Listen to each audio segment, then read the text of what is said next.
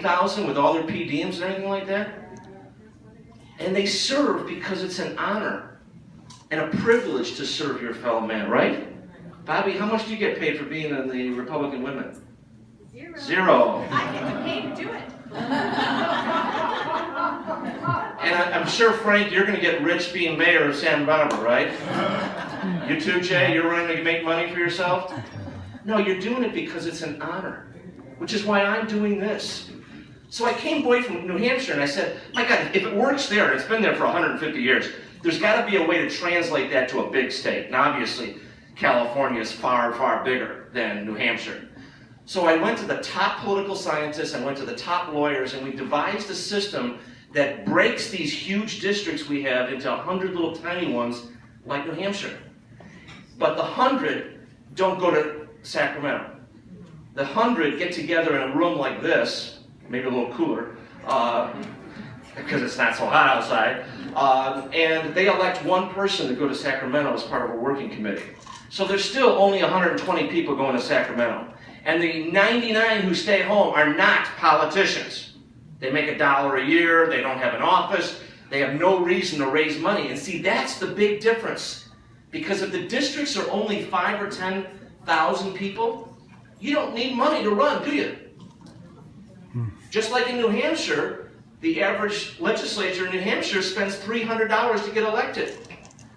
And they go door to door. And they meet their constituents. And they introduce themselves.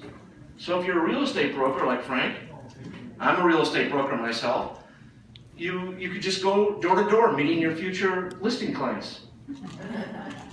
But you're serving the community in the same process. What's wrong with that? And that it's more representative, and it takes money out of this position. And I got to tell you, that's because the unions, the public sector unions, there's 2 million public sector employees. I got to tell you, I am not against collective bargaining. I'm in favor. My mom was a union member. She was a member of the teachers union. But in California, you know, the Teachers Association is called the 3rd branch or the 4th branch of government. Because nothing passes without the Teachers Association. See, I don't think collective bargaining is bad, but I think political corruption is bad, don't you? And when people use their pooled money to buy politicians for their own benefit, that's corrupt. But I tell you, if the unions are doing it, but so are big business.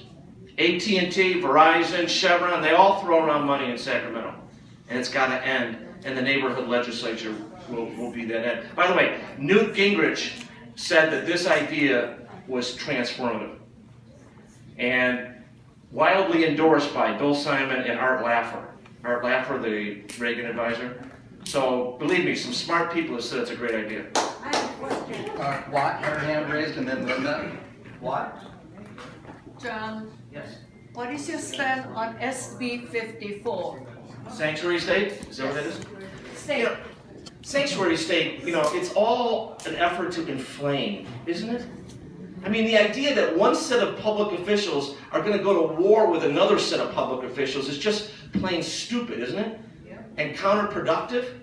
But they do it, and you know why? It agitates. It agitates us, who believe in the rule of law, right?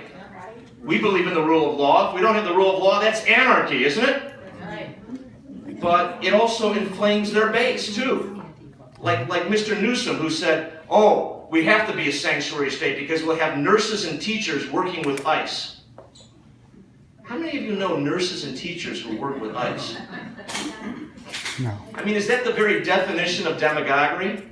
From Mr. Newsom, we should expect nothing less, right? From him?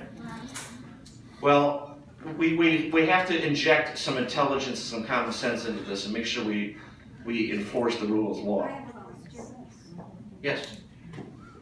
Do you have the endorsement of any of the California newspapers? Besides the ones online like Stephen Frank, maybe, I don't know if they endorse it. Well, I will have the newspaper endorsements. The question was, will I have the news? It's very early yet, so I haven't really met with the editorial boards. But I got to tell you, these editorial boards have for years railed against or in favor of campaign finance reform, right? Which hasn't worked. Term limits hasn't worked. We've got to get out, get the money out of politics, and the only way to do that, I think, is make the districts so tiny that you don't have to use money. John, you've got Linda here. Linda, Mr. Cox, thank Yes. you for being here. thank you. I attended the Tea Party Caucus Resistance event up in Fresno about a month ago when you came and spoke there. Yeah, I was there. You were very good. At the end of your presentation, you mentioned that during the presidential election, you were registered as a libertarian and voted for Ron Johnson. No. I'm a Republican. I'm registered as a Republican. But I voted for Gary Johnson. I did not vote for Donald Trump. Yeah.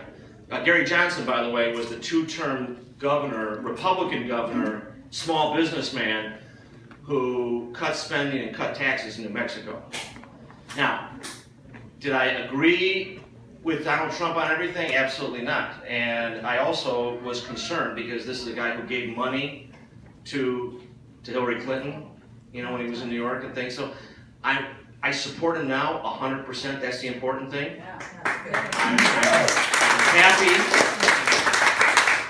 I'm happy he's the president. I'm going to be a lot happier when we get rid of Obamacare, when we get tax rate reductions, when we get that $3 trillion that's sitting overseas and should be used for infrastructure here. But I got to be honest with you too. I don't agree with his style, and that I will be honest with people. And you know, I mean, we didn't.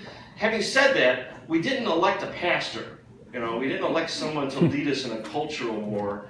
We elected somebody who was going to sign legislation that was urgently needed after 8 years of Mr. Obama to get the job done. And you know, Mr. Trump is a businessman like me, and I appreciate that. And by the way, there are 19 businessmen who are also governors around the country. 19, including Maryland, which has a Republican registration of only 10%. Think about that a second. California's is 26. And Maryland has a Republican governor who is a conservative Republican. And his approval rating right now is 74%. Shows you how corrupt it So is. it can be done in what is called a blue state. And I am going to do it by getting solutions. And I sincerely hope and pray that Mr. Trump will be able to forge those solutions and get the Congress to do what he needs to do. But thank you.